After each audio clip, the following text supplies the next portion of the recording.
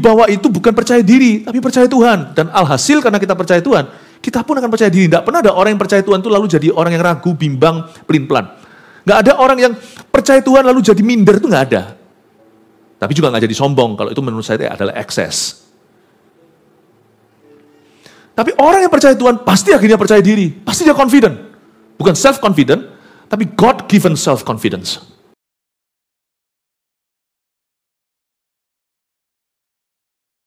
Tepuk tangan untuk Tuhan Yesus. Silakan duduk.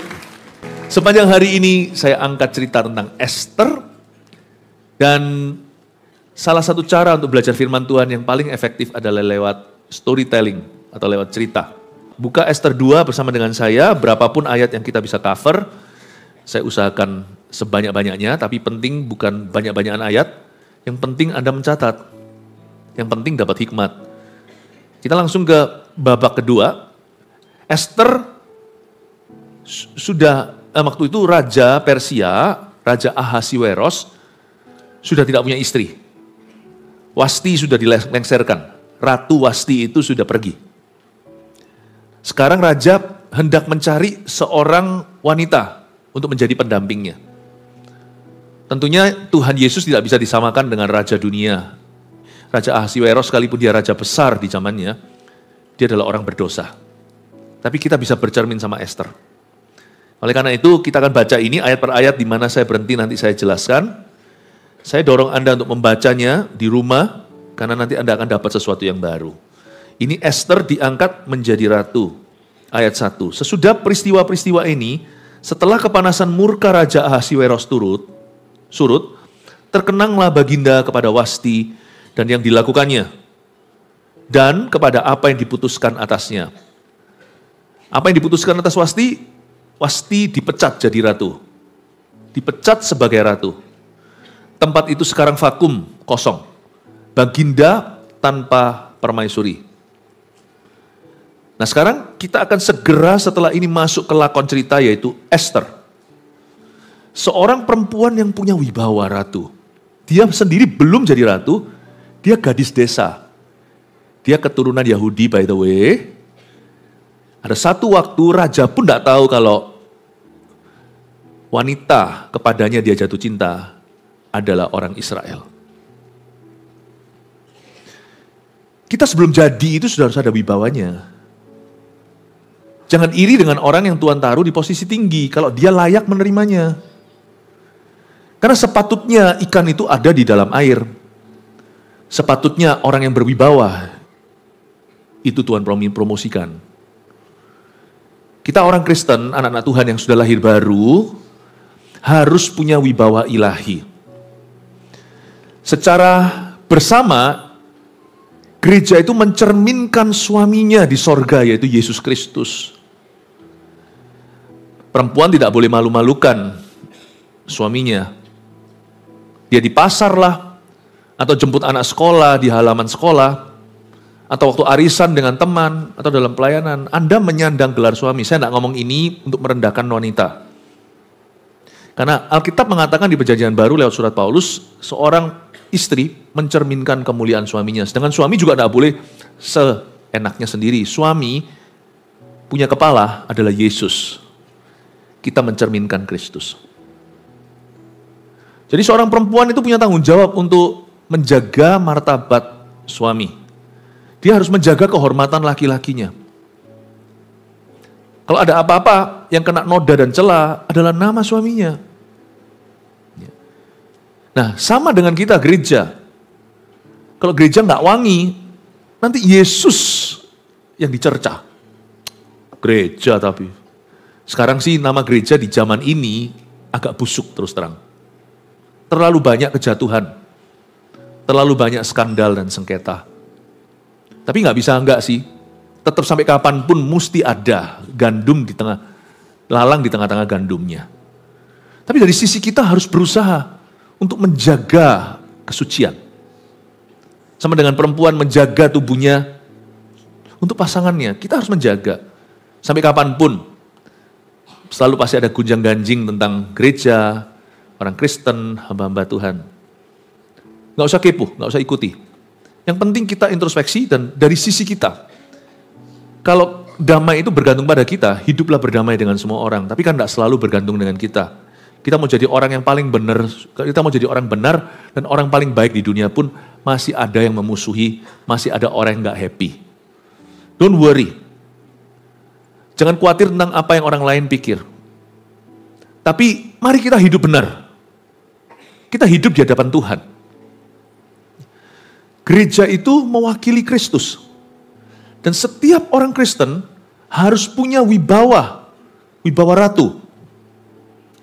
Dan semua kita juga harus punya wibawa anak raja. Aku anak raja, engkau anak raja, kita semua anak raja. Soalnya ada apa-apa, bapak kita yang disalahkan. Coba berapa banyak orang gak mau jadi orang Kristen karena orang Kristen? Ayo. Berapa banyak orang tidak mau gereja, tidak mau ke gereja karena kita. Berapa banyak orang akhirnya tidak mau menerima Injil karena hidup kita ini yang gak keruan, yang membuat mereka salah paham sama Tuhan. Kita harus punya wibawa. Gereja harus punya wibawa ratu. Dan setiap orang Kristen harus punya wibawa anak raja. Wibawa itu penting loh Bapak Ibu. Wibawa itu respect. Sebelum kita bisa memenangkan hati mereka untuk Kristus, kita harus menangkan respect mereka. Gimana orang mau percaya Yesus? Kalau sepak terjang Anda, kita di dalam bisnis adalah mencuri uang. Larikan uang orang. Gimana orang bisa percayakan kepada kita? Jikalau hidup kita cemar perselingkuhan. Kita harus menangkan respect. Esther itu diangkat tinggi-tinggi karena memang dia itu menjaga diri. Ada semacam wibawa ratu padanya sebelum dia bahkan terpilih. You see, ada orang memang berada di posisi yang tinggi karena curang. Ada orang yang berada di posisi tertentu karena korupsi. Ada orang yang berada di posisi memimpin karena money politics juga bisa. Tapi ada pula orang-orang yang Tuhan angkat tinggi karena memang dia layak dan mempersiapkan diri. Peduli amat kalau sana sudah jadi apa.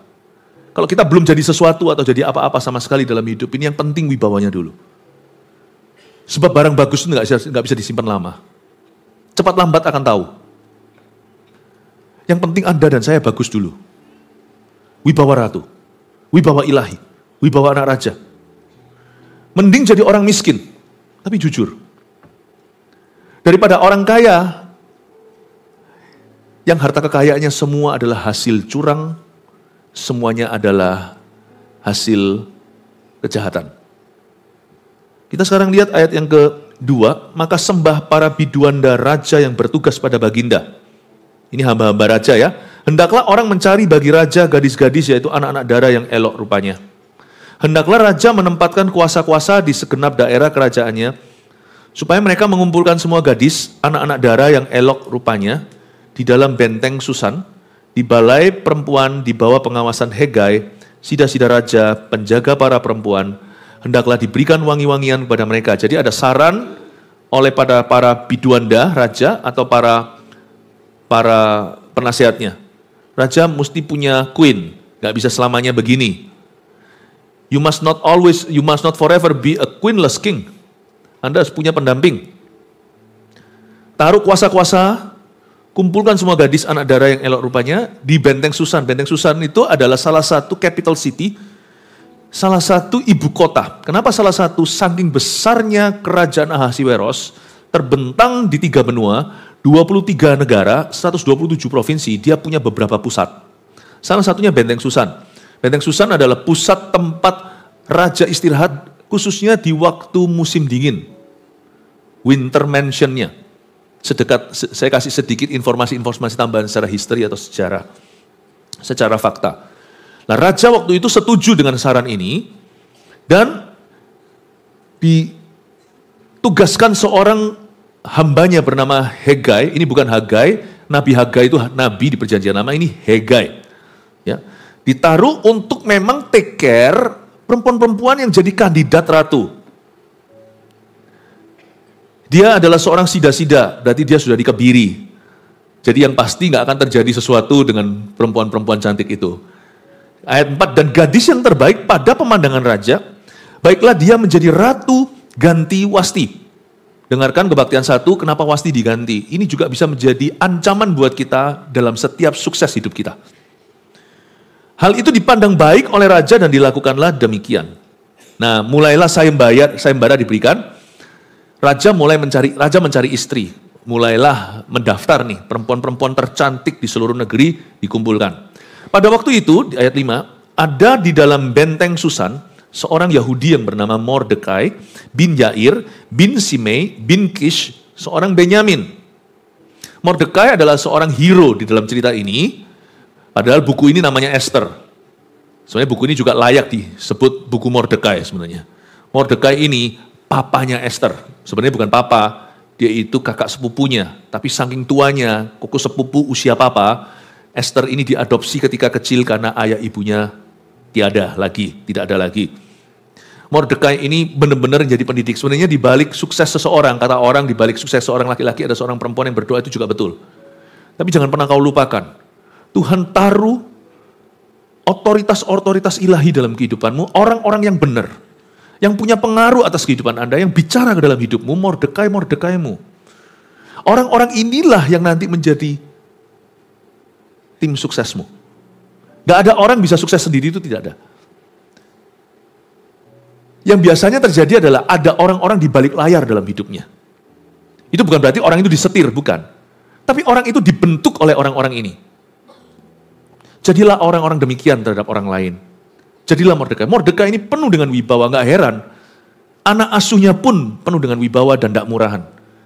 Esther itu bukan tipe gadis cantik, tapi murahan. Gadis cantik, tapi mauan. Kelihatan bahwa Esther itu dididik dengan benar, dia punya prinsip dan punya value, punya nilai-nilai kerajaan sorga. Dia tuh Kristen banget lah gitulah, ceritanya tuh di hati, gak seperti beberapa orang Kristennya itu di luar, yaitu KTP-nya. Tapi hatinya sangat-sangat kafir. Sangat fasik. Esther tuh enggak. Esther tuh justru dari hatinya dulu. Orang taunya nanti kalau dia Yahudi. Tapi hatinya dulu yang Ibrani. Saya ingin Anda untuk mengerti bahwa spiritual life comes from within. Kehidupan rohani itu dari dalam. Dari dalam sini. Orang bisa paksa-paksa Anda berdoa, kalau Anda tidak ada kesadaran ya percuma. Orang bisa dorong-dorong Anda untuk dibaptis. Tapi kita kadang-kadang lari dari itu dan kita takut diajak lagi. Padahal dibaptis enggak itu kan yang butuh adalah Anda. Yang butuh kan kita. Yang binasa, nanti kalau sampai kita binasa karena tidak percaya pada Injil, siapa yang nanti jalani di api neraka? Ya kita lah. Kenapa kok kita salahkan orang? Aku nggak mau diajak-ajak terus terima Tuhan. Loh, yang butuh Anda loh. Spiritual life comes from within. Orang-orang yang Tuhan taruh dalam kehidupan kita, sekeliling kita itu hanya bisa enhance, bahasa Inggrisnya. Hanya bisa memajukan. Hanya bisa mendorong. Hanya bisa mengasah. Hanya bisa memaksimalkan. Tetapi semua harus dimulai dari dalam hatimu. Semua harus mulai dari dalam diri kita. Wibawa juga nggak bisa dipaksakan. Orang yang memaksakan wibawa itu contohnya gimana? Main gebrak-gebrak meja, marah-marah. Orang bisa takut, tapi tidak akan kagum dengan dirimu. Orang hanya bisa takut padamu, tidak mengagumimu.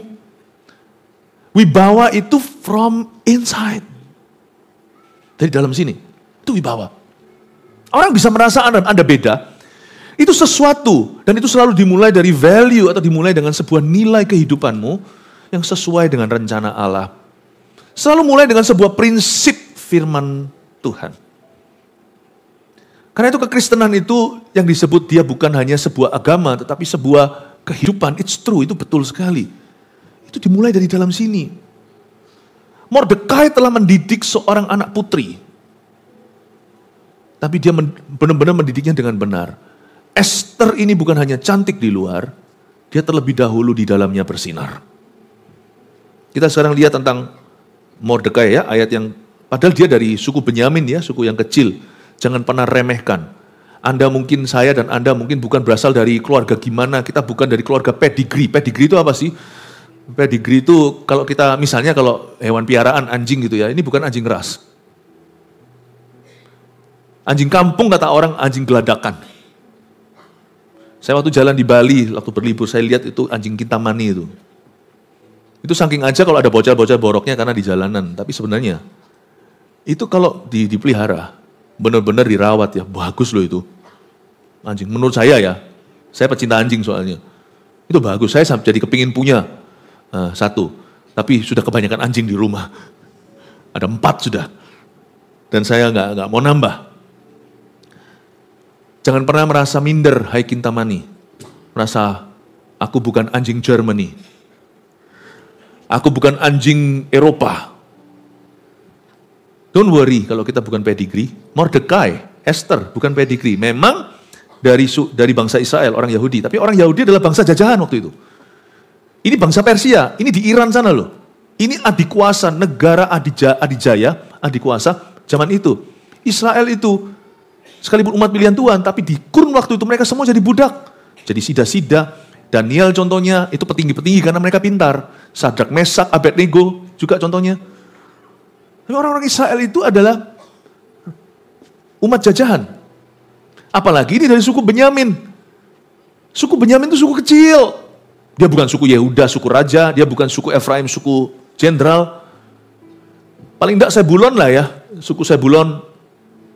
Itu semuanya kan seperti orang-orang di China hari ini itu yang terkenal pebisnis tangguh yang sampai ke Italia itu jadi besar bisnisnya itu orang Wenco. Dia bukan orang-orang itu. Benyamin. Benyamin itu Xiaotiti Puyauku. Benyamin itu anak kecil. Kita mungkin bukan pedigree. Don't worry. Wibawa ilahi tidak datang dari margamu.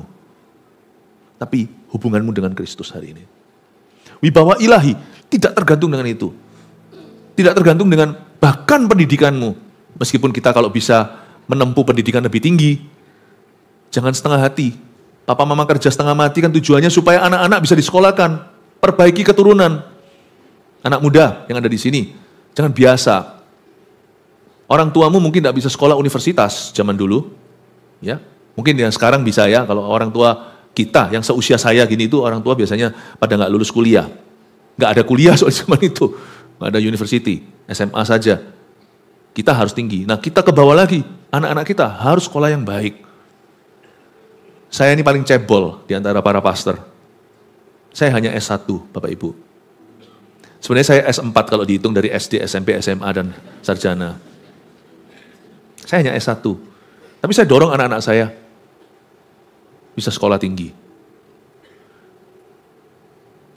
Meskipun kita bukan pedigree, jangan kau minder. Hari baru mulai. Mungkin garis startmu lebih tinggi. Sorry ya.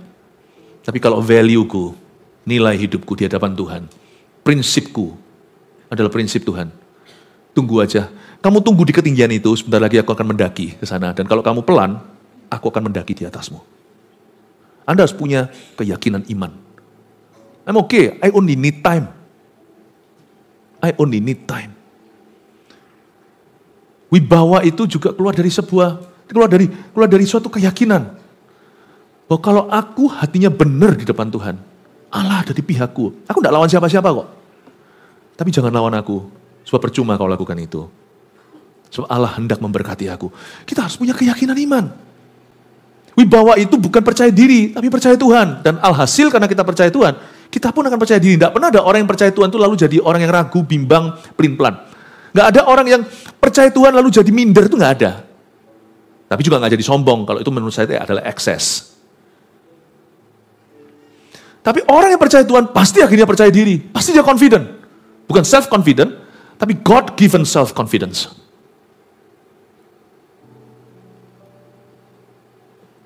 Saya lihat Mordekai ini luar biasa. Dan Esther ini anak bibitnya. Ini dahsyat sekali. Kalau saya baca gini ya, selalu ada pengaruh. Mungkin Anda sendiri, kita sendiri mungkin nggak jadi orang besar, nggak apa-apa. Tapi orang yang di bawah kita harus jadi besar. Nggak apa-apa. Pandang dirimu sendiri sebagai reklame saja. Produk aslinya itu orang di bawahmu. Itu bisa jadi anak buah, bisa jadi anak kandung. Besarkan mereka. Kasih mereka mentalitas yang besar. Anda sendiri, kita sendiri mungkin orang biasa. Tapi kalau kita bisa tanamkan mental besar, nanti mereka akan besar pada waktunya. Kita nggak jadi nggak apa-apa, orang lain akan jadi. Wibawa ilahi itu juga keluar dari hati yang size-nya XL. Gak ada orang berwibawa itu hatinya itu kecil picik, itu gak pernah. Saya gak pernah lihat orang hatinya picik berwibawa. Paling ditakuti kalau dia diktator segala.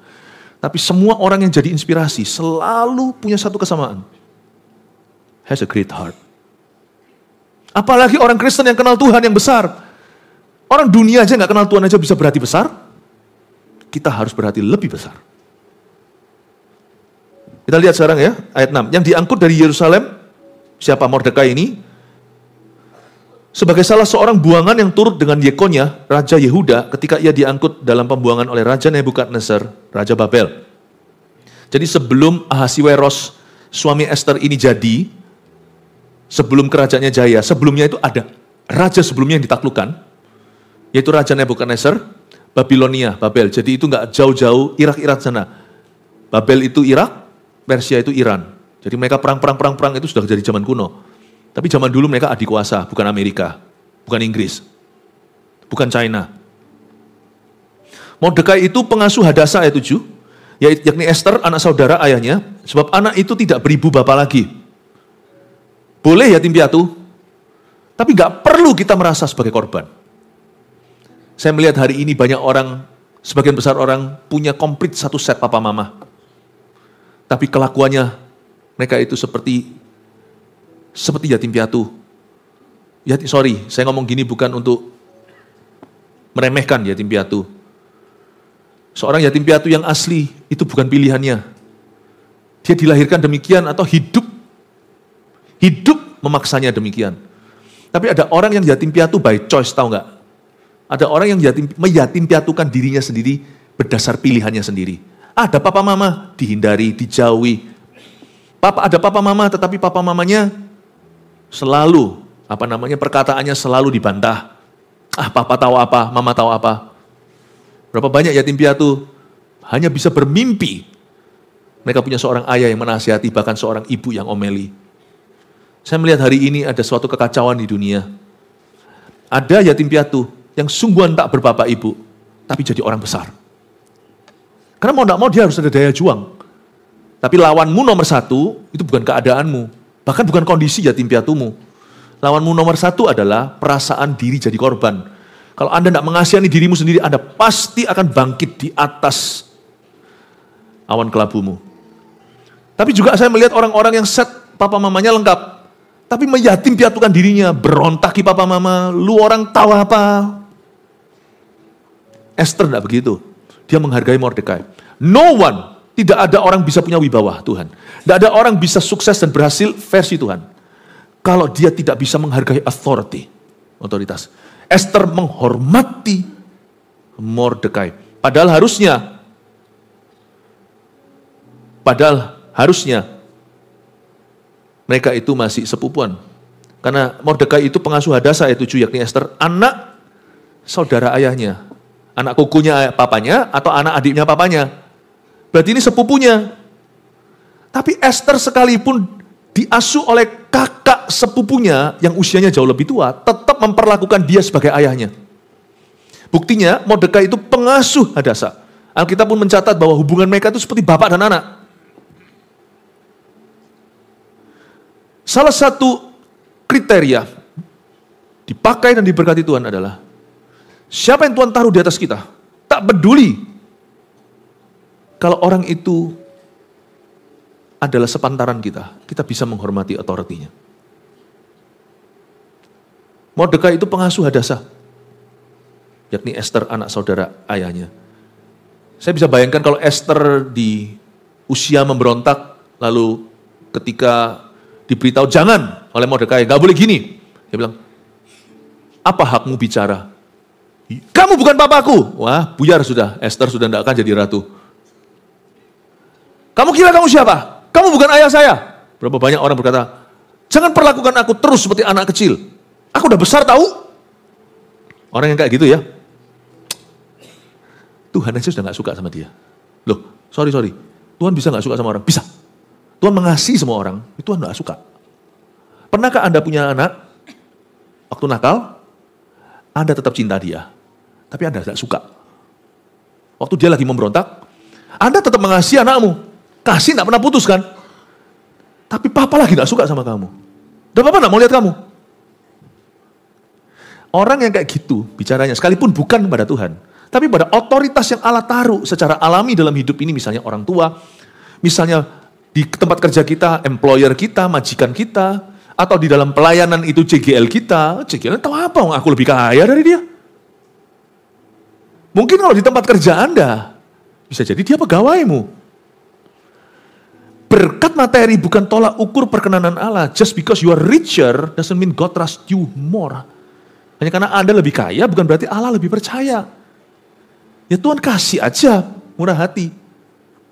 Tapi nggak tentu lebih dewasa imannya. Orang yang gitu ngomongnya sekalipun nggak ke Tuhan, Tuhan sudah nggak suka sama dia. Tuhan udah nggak suka. Kita lihat ayat 7b, gadis itu elok perawakannya dan cantik parasnya. Ketika ibu bapaknya mati, ia diangkat sebagai anak oleh Mordekai. Ayat 8, setelah titah dan undang-undang raja tersiar, dan banyak gadis dikumpulkan di dalam benteng Susan, di bawah pengawasan Hegai, maka Ester pun dibawa masuk ke dalam istana raja, di bawah pengawasan Hegai, penjaga para perempuan. Coba katakan Hegai, supaya Anda bisa ngikuti. Ya, karena saya khawatirnya itu untuk orang-orang yang tidak pernah baca Alkitab, atau tidak pernah baca bagian ini. Tapi berbahagialah Anda kalau Anda sudah membaca Alkitab, kalau Anda sudah lebih dari 1 tahun jadi orang Kristen, sudah baca seluruh firman Tuhan, nggak lebih, misalnya di bawah 2 tahun tapi sudah bisa selesaikan Kejadian sampai Wahyu. Setiap kali saya teaching seperti ini, Anda pasti dapatnya 100 kali ganda. Sedangkan orang yang baru fresh grace sekarang mendengarnya, sambil baru baca Alkitabnya langsung dijelaskan, Anda hanya mendapat 30 kali ganda. Karena belum meresap. Tapi semoga Anda pulang, Anda kejar ketinggalannya, siapa tahu Anda bisa gandakan jadi 60 kali ganda rema-rema itu. Jadi, setelah ayat 8, di bawah pengawasan Hegai, penjaga para perempuan, semua gadis itu dikumpulkan. Katakan Hegai. Maka gadis itu sangat baik pada pemandangannya, ayat 9, dan menimbulkan kasih sayangnya. Sehingga Hegai segera memberikan wangi-wangian dan pelabur kepadanya, dan juga 7 orang dayang-dayang yang terpilih dari isi istana raja, kemudian memindahkan Ester dengan dayang-dayangnya ke bagian yang terbaik di dalam balai perempuan. Ini misterius. Ya, Hegai ini seorang penjaga para perempuan itu, seorang sida-sida. Seorang laki-laki. Tapi anehnya, dari begitu banyak wanita yang dikumpulkan, sebelum satu-satu akan dikonteskan siapa yang layak jadi ratu, kok bisa Hegai itu jatuh hati sama Ester? Ini saya tidak bisa jelaskan. Inilah yang disebut dengan pure grace, kasih karunia Allah. Maka gadis itu sangat baik pada pemandangannya, dan menimbulkan kasih sayangnya. Kata menimbulkan kasih sayangnya itu Tuhan taruh rasa sayang di hati Hegai untuk Ester. Ada banyak berkat yang Tuhan akan berikan tahun ini dalam hidupmu. It's the grace of God. Sungguh Anda tidak mengusahakan.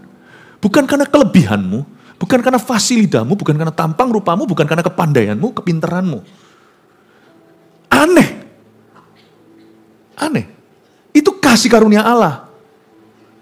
Itu tidak perlu pakai cara-cara dunia seperti mau pakai pelet, pakai jimat, tidak perlu. Tuhan itu menyetir hati raja. Hati raja seperti batang air di tangannya, mau dibelokkan kiri kanan itu sekehendak dia. Dan Hegai itu baru ketemu sama si Ester, langsung Tuhan timbulkan kasih sayangnya untuk Ester, untuk Hadasa. Hadasa itu nama dusunnya, Ester itu nama di benteng Susannya. Bahkan waktu itu dia sendiri masih Hadasa. Dia bukan siapa-siapa. Ester paling cantik kah? Menurut saya tidak. Wasti itu kalau Anda baca pasal pertama, itu cantiknya. Saya nggak ngerti maksudnya apa. Sampai mau dipamerkan sama raja ke semua pejabatnya. Dia masuk ke ruangan itu mungkin langsung, wow, Ester bukan tipe begitu. Cantik sih cantik. Tapi tidak di level yang sama. Apa yang membuat Hegai jatuh hati? Hegai ini bukan raja. Hegai ini pegawainya raja, sida-sida. Dia sendiri tidak bisa jatuh cinta. Maksudnya dia sendiri sudah dikebiri. Tapi dia itu kok bisa rasa, this is it. Hegai ini suaranya didengar mungkin 75% oleh raja.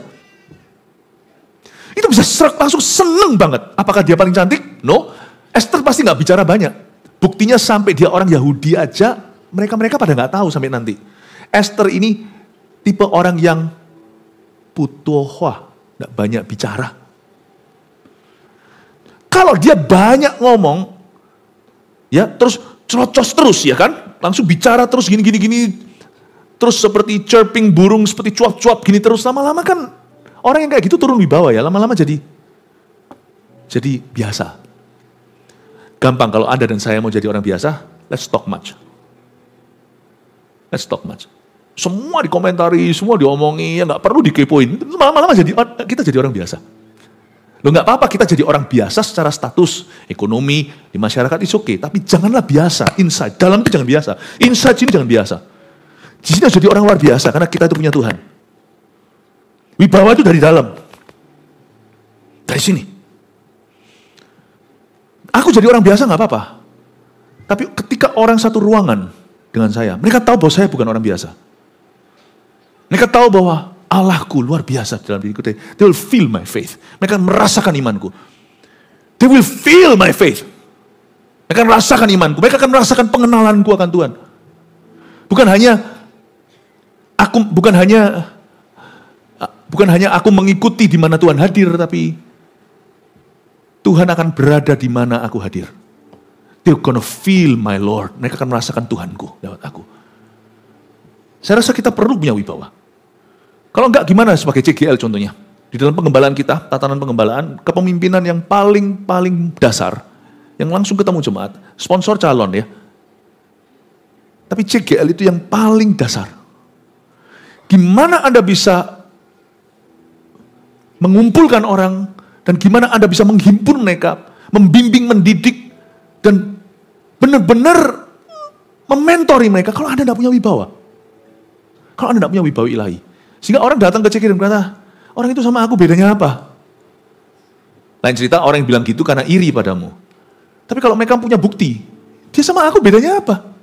Ngapain aku ikuti dia? Hidup kita loh, 11-12. Dia yang 11, aku yang 12. Aku loh, dia loh di luar sana. Masih vaping. Dia masih omong kotor, persis kok sama aku. Kemarin naik pesawat aja sama teman-temannya. Sebelahan, omongannya kayak begitu, bedanya apa sama gua? Ngapain saya ke CG-nya? Kalau kita nggak punya wibawa, people don't come to you. People don't come to you. Kalau kita kira bahwa produk kita saja yang bisa membuat orang itu berbisnis dengan kita, Anda salah. Juga cara kita membawa diri, tentu produk dan jasa kita, juga servis kita. Tapi bagaimana kita membawa diri dalam kehidupan orang lain? Tahukah Anda, orang mending ngambil dari Anda, ya, harganya undi kadang-kadang Anda lebih mahal sedikit, tapi yang fair, sana banding harga untuk membunuh, orang akan ambil padamu. Mungkin dia tetap ambil dari situ untuk dapat untung lebih banyak, tapi dia tidak akan meninggalkanmu, tidak akan melepaskanmu. Mau tahu kenapa? Karena dia tidak berani melepaskan orang benar. Paling dia cuma hanya sedikit fling aja lah, atau sedikit flirting aja lah dengan orang yang sebanding harga. Di dalam hati semua kita tahu kok orang itu hanya mau bersaing dengan cara nggak sehat untuk membunuh bisnisnya. Kita semua tahu kok. Sama orang gini, bolehlah kalau ada, lu punya berapa, gua beli. Tapi dalam hati, aku nggak bisa langgeng sama ini untuk waktu yang lama. Di dalam hati kita semua tahu, orang nggak benar, nggak bisa kita percayai. Paling kita ambil keuntungan, kesempatan dalam kesempitan. Tapi kalau kita membawa diri dengan benar, sekalipun kita sedikit lebih mahal, tapi kita semua orang tahu bahwa itulah harga yang sesungguhnya. Orang tetap akan kerja sama kita, volume turun hari ini, percayalah, nanti waktu dia goyang sama situ, kembali ke dirimu. Volumenya hanya turun segini sebentar, nanti naik lagi. Kerja itu harus langgeng. Bukan untuk hit and run, bukan untuk tabrak dan pergi, bukan untuk profit taking, untuk ambil keuntungan lalu lari. Kerja itu relasi. Memang tidak seperti pernikahan, tetapi komitmen juga ada di dalam hubungan itu. Loyalitas. Bapak, Ibu, Saudara, kalau kita tidak punya wibawa, people don't come to us. Orang tidak akan datang ke kita. Karena itu kita semua harus punya wibawa sebagai orang Kristen. Maka itu jaga perkataan kita. Bukan berarti kita buat-buat, bukan berarti kok nggak enak ya, berarti kan my freedom is taken atau kebebasanku diambil. Ya mau nggak mau, ada harga yang dibayar. Memang ada kebebasan yang terambil. Tetapi Anda harus tahu gantinya Anda dapat apa. Saya nggak bisa sembarangan sekarang di jalanan, seperti zaman saya dulu waktu kauboyan, saya belum kenal Tuhan, saya itu termasuk orang yang selalu kena masalah road rage. Tahu road rage? Di jalanan itu berantem sama orang. Itu saya dulu tuh begitu masa muda saya, nggak kelihatan ya. Saya turun dulu. Waduh, untung kita itu dulu nggak kenal. Sebelum saya bertobat, tapi ini masalah 35 tahun yang lalu. Turun. Kenapa saya bisa lakukan itu? Kan nggak lucu. Kalau sekarang saya lakukan itu di zaman ini bukankah saya jual hak kesulungan saya itu, hak saya untuk bisa bicara ke kehidupan Anda? Nggak lucu kan? Pastor Philip pukul orang di jalan Maijen Sungkono. Apalagi kalau waktu mukul, karena sekarang saya sudah tidak seatletis dulu, saya yang KO. Dia mukul dulu tapi dia yang jatuh. Buat apa saya jual untuk satu kacang merah, untuk satu luapan emosi? Memang betul, sekarang kalau saya mau marah, saya harus tahan diri. Saya tahan bukan karena Anda, saya tahan karena Tuhan. Hasilnya adalah apa? What I say people believe. Aku bisa bicara dalam kehidupan orang dan mengubah hidupnya dan melihat manusia diubahkan. Itu adalah upahku yang luar biasa. Tidak sebanding pengorbanan itu kalau dibandingkan dengan hasil kekalnya. Jangan kita itu mengeluh kalau sesuatu diambil dari kita. Kalau sesuatu yang digantikan nantinya itu jauh lebih mulia. Wibawa itu memang harus dibeli, Bapak Ibu. Tidak ada orang lahir dengan karisma. Langsung karisma. Nggak ada. Yang ada hanya bakat alam. Yang ada adalah tipe-tipe kepribadian. Mungkin yang lebih berkarisma kelihatan secara raw atau mentah, itu orang-orang yang ekstrovert, yang gimana? Yang memimpin, yang apa? Bukan yang introvert, yang gitu, bukan. Gak tentu tapi. Itu bukan wibawa. Itu personality trait. Itu hanyalah kepribadian, tipe-tipe kepribadian. Wibawa itu semua trait ada. Introvert juga bisa. Ekstrovert juga bisa. Melankolik juga bisa. Sanguin juga bisa. Penguin pun bisa. Wibawa itu dibeli. Wibawa itu diusahakan. No one born with it. Anda harus membeli wibawamu sebagai CGL, sebagai papa, sebagai ayah. Beli wibawamu. Sebagai ibu, mama, sebagai wanita. Jangan sama dengan ketika Anda kumpul dengan perempuan-perempuan lain lalu gosip ria. Jangan mau sama. Supaya nanti ada sesuatu apa-apa. Anda yang mimpin mereka. Mimpin itu ada harga yang dibayar. Jangan jadi orang muda yang biasa. Memang sekarang kita dihina, fanatik lu dan sebagainya. Tapi nanti suatu hari, kalau mereka perlu, mereka tahu mereka akan datang pada si fanatik itu. Karena mereka merasa, kalian semuanya kan sama-sama saya. Sama-sama pasien. Suatu hari, mereka akan mengakui, kamulah dokternya. Amin Bapak Ibu. Saya dorong Anda untuk mulai benar-benar memperhatikan ini tahun 2025. Sebab ada berkat tertentu yang Tuhan tidak berikan. Kecuali Anda beli wibawa dulu. Bagaimana orang bisa percaya kepada Anda? Tuhan tumbuhkan pelayananku, tapi kelakuanmu begitu. Ubah kelakuanmu, nanti tiba-tiba Anda akan melihat, loh, berbuat 30, 60 atau 100 kali ganda, itu bukan up to you. Itu terserah dia, itu kasih karunia. Tapi sisi kita itulah kayu bakarnya. Api segede apa, mau api Elia, atau lidah-lidah api di kepala, itu Tuhan nanti yang tentukan. Wibawa Anda yang beli. Tahun ini ada berkat tertentu yang hanya terjadi lewat wibawa, dan wibawa tidak bisa terjadi tanpa integriti, tanpa integritas. Merintis karir itu, apa yang lebih susah? Merintis karir kata-kata dan kalimat. Akhirnya orang bisa melihat bahwa perkataanmu itu adalah your word is your bond. Perkataanmu adalah ikatanmu. Orang akhirnya tahu bahwa kalau Anda ngomong A itu A.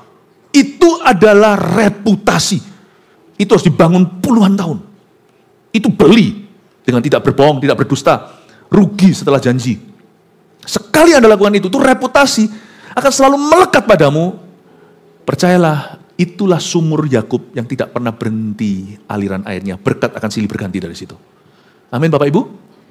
Saya dorong Anda untuk sama-sama melihat. Nah, coba kita lihat beberapa ayat lagi. Saya nggak tahu apakah saya sempat untuk semua, tapi kita melihat bagaimana caranya Esther ini ya. Esther kan memang dapat kasih karunia mula, ya, kartu perdana. Tapi lihat ya, bagaimana, mari kita cek kondak atau mari kita lihat kelakuan Esther. Esther ayat 10 tidak memberitahukan kebangsaan dan asal usulnya karena dilarang oleh Mordekai. Tiap-tiap dia tidak asal ngomong, tidak asal bunyi. Ingat ya, komoditas yang mahal hari-hari ini adalah rahasia. Jadi kalau orang nggak tanya, nggak usah beritahu. Kecuali satu rahasia yang tidak boleh kau simpan, rahasia Injil. Dan hidupmu tidak boleh jadi rahasia, hidupmu harus jadi surat terbuka. Ya, jangan bocorkan rahasia orang. Tidak ada pembunuh utama kepercayaan seperti itu.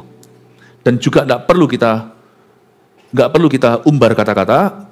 Justru dengan begitu orang-orang tertentu menunjukkan kebodohannya. Semakin jelas itu kayak melucuti diri sendiri, kayak telanjang di siang hari. Tiap-tiap hari berjalan-jalanlah Mordekai di depan pelataran balai perempuan itu untuk mengetahui bagaimana keadaan Ester dan apa yang akan berlaku atasnya. Coba lihat ya, tiap-tiap kali seorang gadis mendapat giliran untuk masuk menghadap Raja Ahasiweros, dan sebelumnya ia dirawat menurut peraturan bagi para perempuan selama 12 bulan, untuk ketemu raja itu persiapannya 12 months. 12 bulan ngapain? Mandi lulur. Coba lihat ya, sebab seluruh waktu itu digunakan untuk pemakaian wangi-wangian. 6 bulan untuk memakai minyak mur. Katakan 6 bulan, pakai mur. Jangan pakai mur ya, mati lah pakai mur. Pakai minyak mur. Coba bilang 6 bulan, pakai minyak mur. Lalu 6 bulan lagi mereka untuk memakai minyak kasai serta lain-lainnya wangi-wangian perempuan. Lalu gadis itu masuk menghadap raja dan segala apa yang dimintanya harus diberikan kepadanya untuk dibawa masuk dari balai perempuan ke dalam istana raja. Makanya itu Raja Ahasiweros tidak bisa mewakili Yesus. Karena praktek ini tidak bagus. Ini kurang lebih ada 1.460-an gadis. Atau pokoknya ribuan, 1.000 lebih. Ini raja playboy tenan. Setiap perempuan itu harus melayani raja, maaf ya, one night stand. Harus ketemu raja 1 malam. Ini adalah suatu kejadian di Perjanjian Lama yang makanya cerita ini tidak sempurna. Tapi dalam cerita ini di dalam Alkitab kita bisa belajar kesempurnaan hati Allah. Dan bagaimana kita bisa mengejar perkenanan Tuhan. Tapi saya kagumi sesuatu ya. Ini raja, ini cuma raja manusia. Tapi para perempuan ini untuk bisa memikat hatinya, mereka 12 bulan direndam. Hanya untuk ketemu 1 hari kencan. Mau bicara soal excellent persiapan. Orang biasanya sih kepinginnya ketemu Tuhan sekali, 12 bulan diberkati. Ini orang 12 bulan mempersiapkan diri untuk ketemu sekali, untuk 1 ibadah. Untuk masuk gitu aja ke balai raja. 12 bulan. Apa yang kau hargai? Tadi pagi saya sampaikan harus kau perjuangkan. Dan kalau sesuatu itu kau hargai the most, kau hargai dengan cara yang tertinggi, apapun harganya itu murah. 12 bulan itu, 6 bulan pertama, mandi minyak mur. Ini gak ada wanginya minyak mur itu. Ini adalah agen antiseptik. Berarti 6 bulan pertama, perempuan itu semuanya dihabiskan odornya. Bau badannya. Ini hanyalah rendam detox saja. Jadi misalnya kerajaannya Ahasiweros ini kan dari India sampai Ethiopia.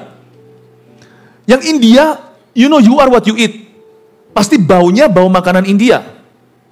Ethiopia, pasti ada bau makanan Ethiopia.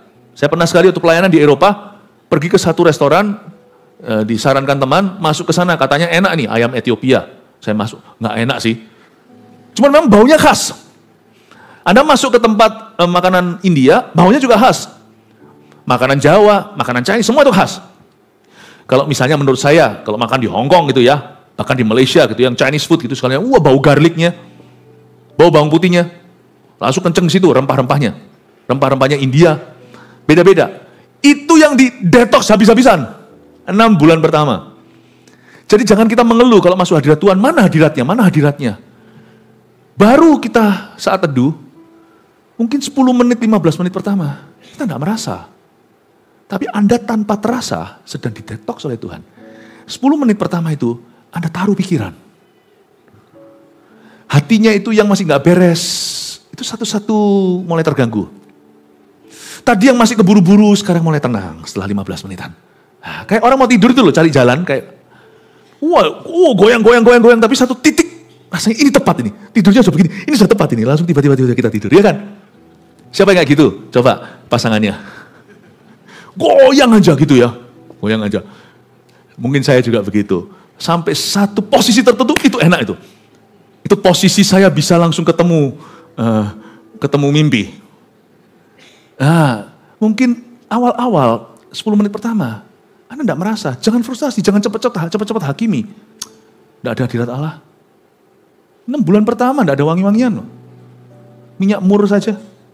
Datang ke kebaktian, kita maunya langsung wangi. Datang itu langsung misalnya hanya mau firmannya saja. Di gereja kita enggak. Saya lihat itu bukan tren. Di gereja kita itu bukan culture-nya, budaya. Tapi di banyak, kadang-kadang kita masih melihat yang gituan. Yaitu jemaat yang hanya datang, hanya mau dengar khotbahnya. Hanya mau terima wangi-wangian. Itu pun pilih-pilih khotbah yang wangi. Tapi mereka tidak mau didetoks. Masuk dulu 5 menit sebelumnya, duduk dulu. Mungkin perlu sedikit antri. Berdoa dulu, tenangkan hati. Ikut memuji, menyembah Tuhan. Meresapi dan masuk hadiratnya. Sebelum dikasih Tuhan rempah-rempah firman. Coba pikirkan. Mana yang lebih memuakkan.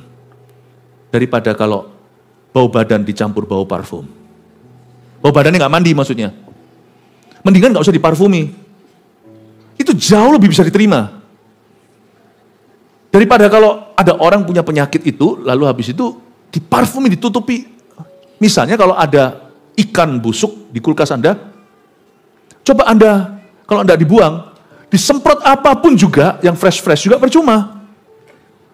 Tuhan itu mau pertama-tama kita masuk hadiratnya, singkirkan bau badan rohani kita. Ini 6 bulan pertama. 6 bulan berikutnya baru pakai minyak kasai. Katakan minyak kasai. Minyak kasai itu apa? Itu enggak tahu nih, ramuan yang hanya raja suka. Jadi Hegai itu sudah ngerti raja sukanya apa. Enggak semua orang suka loh. Ada parfum-parfum mahal misalnya ya. Enggak tentu, apalagi orang yang sensitif smell-nya. Enggak tentu yang merek tertentu itu semua orang suka. Meskipun harganya selangit. Memang ada minyak, yang parfum yang murahan, ada parfum yang mahalan. Yang mahal pun ya enggak tentu expensive is good. Betul enggak? Tapi yang pasti minyak kasai ini terdiri dari yang mungkin yang lumrah seperti ada vitamin E-nya, ada jojobanya, ada juga aloe vera-nya, ada juga, ada beberapa. Tapi yang ini tentunya minyak kasai itu artinya minyak yang khusus raja suka ramuannya. Raja ini nyeni, aku suka yang ini, harus ada bau ininya, harus yang peppery, yang agak sedikit merica, harus agak yang sedikit light, jangan terlalu yang strong.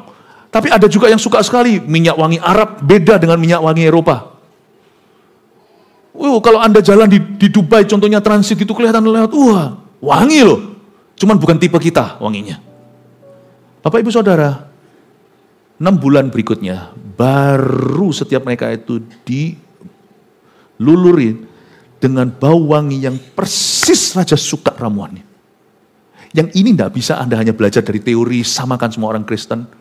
Anda harus ngerti dalam hidupmu what pleases God's heart and what pleases Him the most. Setiap orang harus mengejar ini, tahu bahwa apa yang menyenangkan hati Tuhan dan yang paling menyenangkan hati Tuhan dalam hidupmu, masing-masing kita harus tahu. Karena kita beda-beda. Ada orang yang kecanduan main game misalnya. Mungkin dia harus tahu bahwa bagi orang lain it's okay. Tapi bagi orang ini mungkin berhala. Mungkin yang menyenangkan hati Tuhan adalah bermainlah lebih sedikit. Nggak bisa disamakan. Nggak ada yang disamakan. Ada orang yang suka minum alkohol itu sungguh-sungguh kecanduan. Kalau nggak mabuk, nggak stop dia. Tapi ada orang, apanya ini, kayaknya minuman mahal pernah dikasih itu. Sama ini, bedanya apa? Nggak enak sama-sama. Tapi orang yang tahu tuh bedanya, itu bisa ratusan juta bedanya. Bagi orang tertentu yang kecanduan, ya mungkin pesan Tuhan adalah tinggalkan kebiasaan itu dan pergaulanmu yang buruk sekitar itu. Tapi bagi orang seperti ini bukan pencobaan, lu kasih gue juga nggak tahu yang mana yang mahal, mana enggak. Bapak Ibu Saudara, setiap orang akan punya jojoba oilnya sendiri. Setiap Anda harus menemukan bau wangimu di hadapan Tuhan. Setiap Anda punya merek tertentu. Meskipun prinsipnya sama, fondasinya tidak beda. Wibawa selalu dimulai dengan punya hubungan yang kental dengan Tuhan. Sebelum nanti Tuhan keluar. Kenapa hari ini Tuhan tidak bisa mempermuliakan dirinya lebih dalam kehidupan seseorang? Jangan-jangan nanti bau basi, bau badan rohani dicampur dengan parfumnya. Nggak bisa, wibawa itu nggak bisa campur. Makanya itu termasuk pengkhotbah. Mau punya wibawa di atas sini, di bawah sana. Tetap hanya harus sama wibawanya. Nggak boleh beda. Ya, lanjut dikit lalu saya selesai. Toh, puji Tuhan sekarang kita punya tempat yang lebih besar, jadi nggak perlu jeda waktunya terlalu sempit lagi. Jadi saya mau molor pun gak apa-apa. Jemaat masih bisa masuk nanti. Ya, dikit lagi ya. Ya, ada anak yang nangis ini, tidak apa-apa, saya mau selesai kok. Dia nangis, kok nggak berhenti katanya. Ya nak, sebentar nak. Ayat 15. Ketika Esther anak Abihail, yakni saudara ayah Mordekai yang mengangkat Esther sebagai anak, mendapat giliran untuk masuk menghadap raja, are you ready? Maka ia tidak menghendaki sesuatu apapun selain daripada yang dianjurkan oleh Hegai, sida-sida raja, penjaga para perempuan. Maka Esther dapat menimbulkan kasih sayang pada semua orang yang melihat dia. Mau tahu kenapa? Karena Esther nggak murahan dan mauan. Demikianlah Esther dibawa masuk menghadap Raja Ahasiweros ke dalam istananya pada bulan yang ke-10 dan sebagainya. Ayat 17, maka Esther dikasihi oleh baginda lebih daripada semua perempuan lain. Mengapa? Karena Esther nggak mauan, Esther nggak aji mumpung, Esther bukan penggali emas dan bukan juga pendaki sosial. Esther tidak murahan. Makanya ia lebih dikasihi oleh baginda daripada semua perempuan lain. Baginda ini orang yang sangat pengalaman. Dia tahu perempuan. Dan dia tahu semua wanita itu tidak ada satupun yang bermaksud jadi ratu. Semua punya, mereka tidak ada satupun yang punya wibawa ratu. Mereka semua hanya berhenti sampai happy jadi selirnya atau jadi simpanan. Raja tahu kok, lu nggak mau saya kan? Lu cuma mau kerajaan saya kan? Raja tahu kok, kamu yang kamu cintai bukan aku toh, tapi harta aku kan? Raja tahu, tapi raja juga bisa menangkap mentah-mentah ketulusan seorang Hadasa. Itu memukau hatinya. Esther bukan paling cantik, bukan mungkin, saya yakin. Alkitab tidak mengatakannya secara gamblang, tapi Wasti dipuji-puji kecantikannya. Ayat pasal 2, Esther kecantikan dalamnya. Esther tidak secantik Wasti, tapi raja terpukau, kesengsem dengan Esther. Aku tidak pernah ketemu seorang perempuan semahal ini. Wibawanya aja sudah ratu, kenapa kita nggak jadikan dia ratu? Dia nggak murahan, dia nggak mauan, dia nggak aji mumpung orangnya. Dia dikasih dan ia beroleh sayang dan kasih baginda. Ayat 17, lebih daripada semua ada darah lain, sehingga baginda mengenakan mahkota kerajaan ke atas kepalanya dan mengangkat dia menjadi ratu ganti Wasti. Kemudian diadakanlah oleh baginda suatu perjamuan bagi semua pembesar dan pegawainya, yakni perjamuan karena Esther, dan gara-gara Esther raja hatinya penuh dengan kembang. Dan seluruh kerajaannya diberkati karena Esther. Dia memerintahkan perjamuan untuk Esther dan baginda memerintahkan kebebasan pajak bagi daerah-daerah serta mengaruniakan anugerah. Karena Esther masuk istana, Kuk diangkat dari rakyat. Sebagaimana layaknya bagi raja. Saya tunjukkan kenapa Esther kok sangat dicintai. Kembali lagi ayat yang ke-13. Anda harus tahu satu peraturan raja, setiap perempuan itu pasti dapat kompensasi, katakan kompensasi. Lalu gadis itu masuk menghadap raja, siapapun ini juga ya, Esther atau bukan. Dan segala apa yang dimintanya harus diberikan kepadanya untuk dibawa masuk dari balai perempuan itu ke dalam istana raja. Pada waktu petang ia masuk, waktu pagi ia kembali. Tapi sekali ini ke dalam balai perempuan yang kedua, dia sudah bawa harta. Tahu nggak? Setiap perempuan yang masuk itu, sama raja dikasih kredit card tanpa batas. Kamu shopping dulu. Kamu shopping. Mungkin di sini mungkin tidak bisa bayangkan. Coba bayangkan aja misalnya di Dubai, negara-negara Arab yang wah ada shopping mallnya begitu misalnya. Saya tidak pernah ke sana. Belum. Ya, misalnya langsung dijemput pakai mobil merek tertentu yang paling mahal tuh. Lalu habis itu dengan sida-sida raja yang sudah siap, kamu dijemput pakai jet pribadi, pakai limo pribadi, ya. Dan kamu bisa pergi ke semua merek yang ada di Paris, di New York, mau ngambil tas apa, jam apa, semua free of charge. Kamu hanya bisa sekali shopping dari pagi sampai malam, hanya hari ini. Besok kamu ketemu raja, ini semua barang milikmu. Raja tidak akan minta dikembalikan. Kamu ambil semuanya. Itu waktu mereka pegang kredit card ini semua perempuan yang memang aji mumpung. Heaven, I'm in heaven. Peduli amat baginda. Tomorrow, itu urusan besok. Wow, bawa teman-temannya semua, bayangin tuh mobil ya nggak apa-apa. Dia naik jet pribadi, wah pergi ke sini. Wow, shopping ambil ini, ambil itu, semuanya. Hegai di sana liatin. Tipe perempuan gini. Hegai di sana liatin. Cuman satu doang. Ketika dikasih kredit cardnya dia bilang, kamu bisa shopping apapun. Dia berkata, aku tuh enggak tahu, aku enggak kenal raja. Aku enggak kenal raja. Dia berkata, Enggak untuk ini aku. Aku kalau memang mau ini kan, aku dari dulu sudah menjual diri. Aku datang jauh-jauh, papa mamaku pun sudah pergi. Aku enggak mau sia-siakan penderitaan orang tuaku dan didikan Mordekai, ayahku sekarang. Sorry Pak Hegai saya yang tentukan, kredit cardnya saya kembalikan tangan Bapak. Ya, Bapak yang shoppingkan menurut Bapak, warna mana yang Raja suka? Tas mana? Parfumnya sekarang sudah ada melekat di saya, tapi kan perlu parfum tambahan. Kira-kira merek ini semuanya, dari merek-merek Iran ini, yang mana paling bagus dan Raja paling suka yang mana?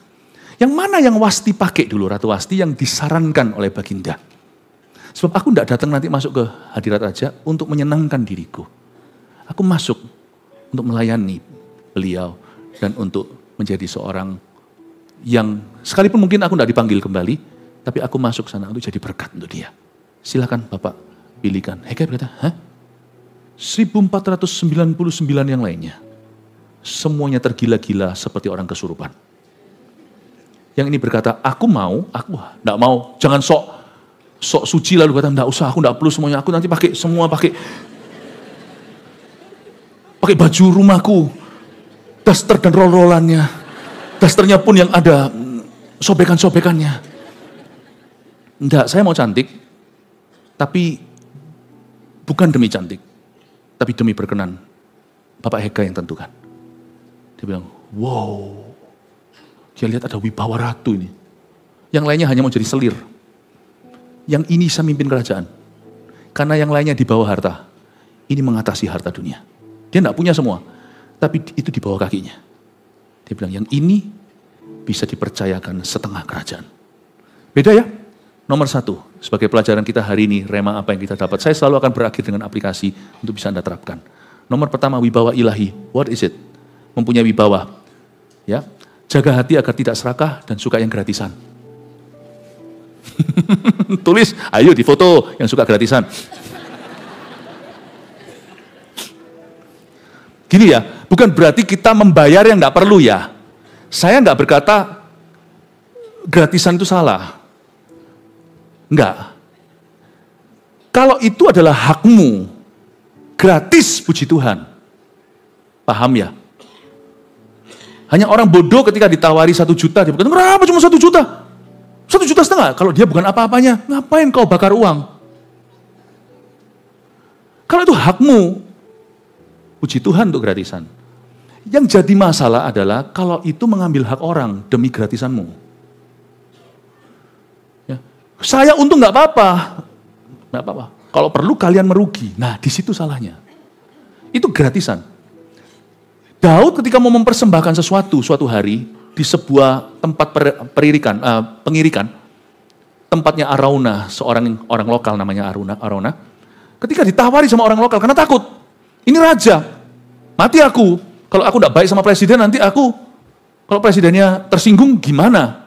Saya tidak bisa berbisnis lagi, jadi dia tawari. Daud tahu bahwa orang itu tidak tulus, Daud tahu juga orang itu takut. Dan Daud tahu dia berada di posisi yang kuasa, tidak netral, tidak fair. Dan belum lagi Daud mau memberikan ini untuk persembahan bagi Tuhan. Dia menolak loh, coba Anda baca itu.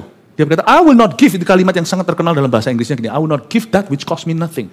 Dia memaksakan berapa harga pasar. Daud juga nggak gila, nggak bodoh. Semahal-mahalnya, ngapain dia dijadikan conconan? Tapi what's fair for you, what's fair for me? Apa yang fair untuk Anda, untuk saya? Nggak apa-apa gratisan kalau itu adalah hakku. Tapi kalau itu gratisku itu berarti mengambil hakmu, aku nggak sudi, aku nggak mau berutang budi, dan aku tidak mau salahi Tuhanku. Dia berkata, no, I will not give that which cost me nothing. Aku tidak akan memberikan sesuatu yang tidak kubayar harganya. Akhirnya mereka sepakat, berjabat tangan, membayar harga market, harga pasaran saat itu. Mungkin sama Daud dikasih lebih, karena dia murah hati. Please jangan curi hak orang lain. Kalau ada orang layak mendapat tipsmu, di tips yang baik. Jangan berkata, nggak usah, dia tuh nggak tahu. Dia tuh nggak minta. Dia nggak minta, tapi nggak lihat wajahnya. Kalau itu haknya, kalau memang Anda diberi servis yang baik, hargai, merugi nggak apa-apa, karena kita sudah menerima jasanya. Merugi dari kita itu pun nggak rugi, karena kita sudah diuntungkan. Janganlah kau sendiri yang untung pulang, dia dirugikan. Jangan suka gratisan. Kalau ada makanan enak, gratis sekali, sungguhan, dan ini murah gitu, saya mau. Tetapi kalau saya memang makan, apalagi sekarang kita sudah usia, kolesterolan segala, makan tidak boleh sembarangan kalau orang sudah bertambah usianya. Makan tuh eman, cheat day, atau mencuri-curi, ada hari tertentu kita izinkan berdosa makan hal-hal tertentu yang selama ini kita hindari, misalnya, bukan dosa sungguhan ya, tanda kutip berdosa. Lalu kita keluar makan, di sana semuanya, di korting sana, korting sini. Dulu setahun lalu saya makan di situ, enaknya. Sekarang curi bahan. Demi apa? Karena memang untuk memenuhi selera penduduk kota yang suka murahan dan gratisan. Saya mending nggak makan. Eman-eman badan, besok saya ke lab. Saya nggak apa-apa bayar lebih. Kalau saya bisa menikmati. Bukan berarti saya orang kaya raya ngomong begitu. No. Saya mau hargai. Masak itu seni. Cari tempat quality. Orang-orang itu sungguh-sungguh mempelajari ilmunya. Saya mau hargai mereka. Mereka sekolah supaya mereka dapat profit. When I must pay, I pay. Saya nggak pernah tanya sama orang, oh gimana pergi situ? Nggak, saya nggak murahan. Berkata, gimana, gratis nggak? Saya nggak murahan. Anak Tuhan, please ya. Anak raja, kita nggak usah gaya, kita bukan konglomerat. Tapi kalau Anda memang tidak sampai ke level tertentu, ya nggak usah kita ingini. Mengingini pun jangan do not desire. Jangan ingini barang mewah. Kalau Anda tahu Anda bukan berada di liga itu. Jangan ingini sesuatu yang tidak bisa kau beli. Ngapain melukai dirimu? Ngapain menyiksa dirimu? Tapi kalau itu berada di level saya tidak akan berkata, gratis gak? Kalau saya memang mau ke sana menikmati hal tersebut, saya harus rela bayar untuk menghargai ilmu orang. Menghargai persiapannya. Ngapain saya makan di restoran itu? Gua makan sampai habis lu. Ya, bukan Shitaopao. Buffet makan all you can eat itu bahasa Inggrisnya. Bahasa Indonesianya kan makan sepuasnya. Bahasa Chinese-nya, Shitaopao. Makan sampai kenyang. Saya kadang-kadang tertawa lihat orang-orang muda yang berkata, aku nggak boleh rugi, Shitaotu. Makan sampai muntah. Ngapain lu harus rugiin restoran orang? Makan ya makan, nikmati. Makanlah kenyang. Ngapain? Saya nggak perlu, nggak ada perasaan. Saya nggak mau punya darah murahan. Jaga hati agar tidak serakah dan suka yang gratisan. Jangan mauan dan jangan murahan. Itu wibawa. Percayalah, tanpa ini sudah langsung orang akan melihatmu sepandang sebelah mata. Ya? Pendeta, gembala, hamba-hamba Tuhan juga jangan amplopan. Kita sudah mendapatkan bagian kita layani sebaik-baiknya. Tidak semua. Dan pelayanan kita tidak boleh pamrih. 2, jangan memanfaatkan kebaikan hati orang lain. Kalau orang berkata, ambil semua, jangan ambil semua. Kalau orang lagi ajak kita pergi, anak-anak muda saya ajari ini. Ya, misalnya, kalau lihat di menu, cari anak-anak saya pun tahu dari kecil mereka begitu. Om tante ngajak kemana gitu, misalnya pas papa pergi. Dia selalu cari, Dad, aku kepingin makan steak, Dad, katanya. Tapi akhirnya aku pesan spaghetti. Ya, sudah spa, dapat teh lagi. Ini joke yang nggak lucu, spaghetti, nggak ngerti ya, sudah. Anak saya makannya ini, pulang makan lagi masihan. Tinggi, nggak nyampe jalan tolnya sampai ke bawah. Pesennya spaghetti, saya tahu dia mau makan steak yang gede itu loh. Tunggu papanya aja. Anak-anak kami sudah kami ajari dari kecil. Selalu mawas diri, sekalipun sana mampu keluarganya, jangan. Dia bilang, pesan apa saja, pesan yang middle class. Atau middle low. Nanti sama papa, pesenlah yang paling ini. Makanya saya jarang-jarang ajak. Ya enggak sih. Enggak kok. Saya ajak mereka. Supaya anak tidak ada aji mumpungan. Jangan latih kayak gitu. Supaya anak kita itu punya national pride. Punya rasa bangga nasionalnya. Nasional dalam hal ini bukan negara maksud saya. Nasional itu marga. Anda harus mencipta anak-anak singa. Bukan anak-anak hyena. Amin Bapak Ibu Saudara. Nah, kita sendiri tidak boleh murahan. Saya mending jadi orang saya mending jadi orang gini. Setiap orang itu selalu ada orang lebih kaya di atasnya, selalu ada orang miskin di bawahnya. Bagi banyak orang, kami ini miskin melarat. Sungguhan. Sorry ya. Coba tusuk tanganku ini besok waktu di laboratorium. Semoga susternya tidak lari. Karena yang keluar nanti darahnya biru. Kita harus begitu, anak Tuhan. Wibawa ratu, katakan wibawa ratu. Wibawa anak raja, katakan wibawa anak raja. 3. Terakhir, wibawa ilahi terbentuk dari karakter dan kepandaian. Nah inilah definisi wibawa. Wibawa ilahi terbentuk dari karakter dan kepandaian. Makanya itu orang Kristen harus pintar. Saya nggak bisa jelaskan nanti di kebaktian berikutnya aja. Esther ini pintar loh. Cara dia coba nanti ya, ngelobi raja, level A, belum, level B raja sampai penasaran, sampai terakhir baru dia proposal. Ini orang bukan manipulatif, tapi pandai. Saya nggak bisa jelaskan di ibadah ini, tapi saya kasih poinnya dulu. Wibawa ilahi bukan cuma karakter. Ada orang berkarakter, tapi tidak pintar. Tapi ada orang yang pintar, ular. Cerdik seperti ular kan? Tapi merpatinya nggak pernah ada. Tulusnya kagak ada. Yang orang kayak gitu, bahaya. Memang pintar, tapi nggak ada orang yang mengaguminya. Semua orang menghindari karena orang itu ular. Tapi orang Kristen harus tulus, memang iya. Tapi mesti pintar. Cara Esther, benar-benar cara Esther untuk dempet itu raja, mendekatinya dan menatanya sampai demikian rupa hingga Haman, nanti keluar satu nama lagi, musuh Israel yang hendak memunahkan orang Yahudi ini, akhirnya skak mati sama Esther. Wow, memang itu Tuhan, tapi tidak bisa pungkiri Tuhan memberi kepandaian pada Esther. Pintar ini orang, very smart. Pendeta harus pintar, pelayan Tuhan harus pintar, anak-anak muda harus pintar, terusnya di misalnya sini, kita semua juga harus pintar. Dan salah satu kepintaran itu, setiap orang punya pintaran beda-beda. Ada yang pintar masak, pintar ini, nggak semua kita nggak ada satupun yang punya all power. Tapi kita semua harus punya pintar satu. Pintar with people. Berkarakter. Berintegritas. Berwibawa. Darah biru secara rohani. Tidak murahan, tidak mauan. Bisa mencerminkan Kristus. Percayalah berkatmu tidak akan jauh dari pohon itu.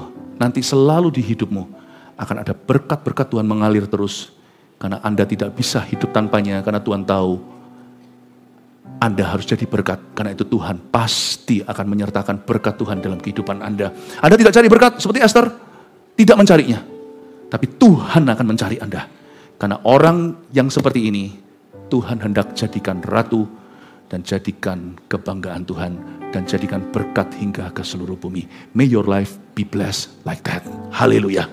Mari kita semua bangkit berdiri.